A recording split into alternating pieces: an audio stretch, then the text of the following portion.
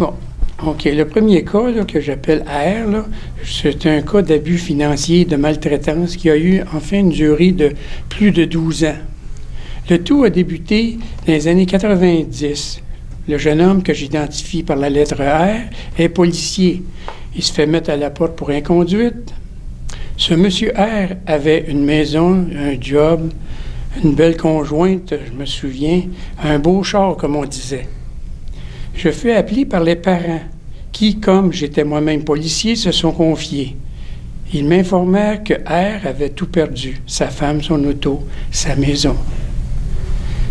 Mais j'avais su un peu plus tôt, car sa conjointe m'avait appelé pour me demander conseil, car M. R venait de se faire arrêter par la section des narcotiques de Montréal.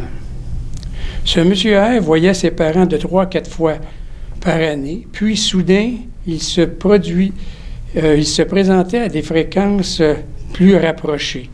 Comme il n'avait plus de véhicule, il demandait à son père de lui en prêter un sous prétexte de se chercher un job. Les parents âgés dans la 70aine avancée, le père, un homme malgré son âge en santé, la mère débutait une maladie cognitive qui est analysée plus tard comme étant Alzheimer. Ayant travaillé et économisé, il n'était pas riche. Cependant, le père gérait son argent d'une façon rigoureuse. Alors, le père passait son auto une première fois, puis les demandes se répétaient jusqu'au jour où le monsieur R en question eut un accident et la voiture perte totale. Excusez-moi. Mais, avec ses belles paroles, il réussit à convaincre le père de lui prêter de l'argent afin de la faire réparer. Elle n'a jamais été réparée. Étant policier, je me suis entretenu avec M. R, et ce, à quelques reprises, afin qu'il cesse ses abus financiers. Mais rien n'y fit. J'ai demandé au père de prendre son budget en main et qu'il ne se sente pas coupable afin qu'il ne se sente pas coupable de refuser les demandes pressantes de M. R. Le père m'a répondu, la seule chose qu'il me reste, c'est de gérer mes avoirs. Pendant ce temps, je constatais l'évolution de la maladie de la mère. Je trouvais le père nerveux et colérique. Comme je travaillais, j'avais peu de temps pour en faire plus. Je n'étais pas là à plein temps, vous comprenez, hein? Fait que puis vinrent les demandes répétées du prêt d'argent, utilisant toujours les mêmes motifs, parce que c'est comme s'il les faisait chanter. Tu vas laisser ton fils dans la rue, j'ai pas d'argent, ils vont me tuer, puis t'as pas honte d'avoir fait un fils d'un sans-abri, un itinérant et autres. Tu sais, la mère était très sensible, fait que le père également. Comme la mère avait une travailleuse sociale, j'ai réussi à en trouver un pour mon père, pour le père en question. L'état de santé était devenu précaire. En plus de ne pas avoir de l'argent, le couple a déménagé dans les dernières années, 4 ans. 4 fois en 4 ans, imaginez-vous. Avec le travailleur social, j'ai tenté de le mettre en situation, mais le dossier était lourd. Il faisait ce qu'il pouvait. Un jour, j'arrive et je constate que le père est très grippé et apprend qu'il a prêté sa carte débit à son fils. Monsieur R.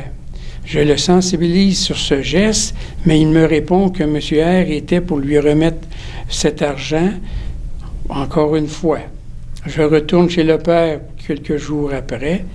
Je constate que dans son livret de caisse, M. R a sorti le maximum, soit 500. Et le père de répondre qu'il lui avait autorisé seulement 200.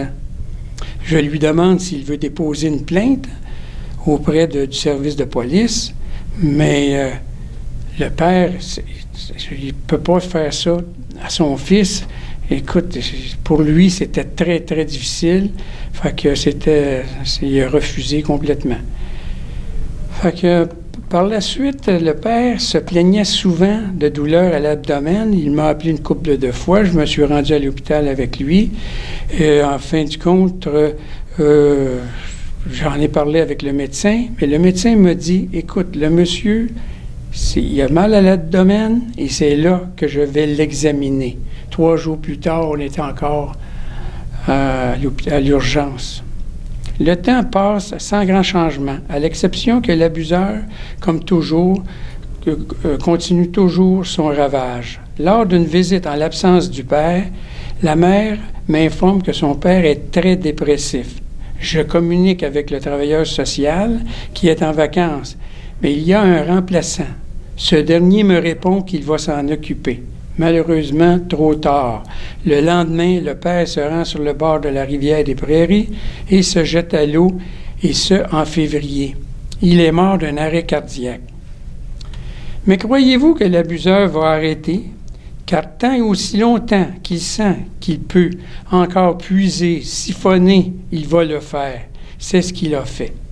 N'ayant plus accès au compte de banque, et comme la mère vit seule, M. R. devient de plus en plus exigeant en prenant le contrôle du logement, et ce par le coucher, la nourriture et les médicaments que la mère prenait.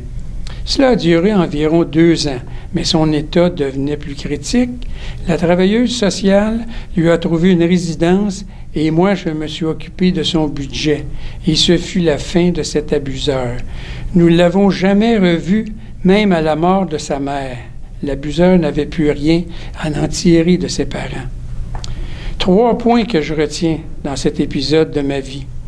La drogue et les abus faits par les adultes envers les personnes âgées.